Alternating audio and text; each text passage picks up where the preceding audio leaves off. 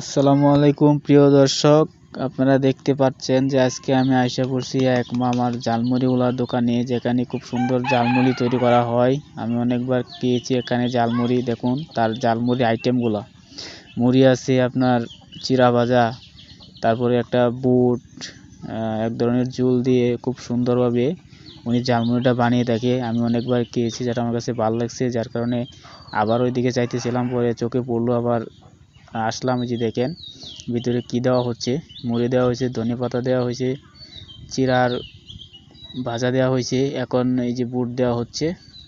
এখন এটাকে মামা কি করবে, খুব সুন্দরভাবে এটাকে মাখাবে। এই যে দেখেন মাখাচ্ছে, ঠিক আছে।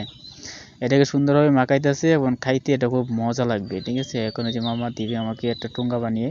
মামা সুন্দর করে টোঙ্গাটা বানিয়ে, হ্যাঁ হ্যাঁ ঠিক আছে, এখন ঢেলে দেন। এই তো খুব সুন্দরভাবে ঝালমুড়ি তৈরি করা হয়ে গেল। এখন মামা সেটা আমাকে দিচ্ছে, এখন দিবে। তো একটা কার্ড দিয়ে দিছে খাওয়ার জন্য, এই যে আমি হাতে নিলাম, এখন সেটা মানে খাবো।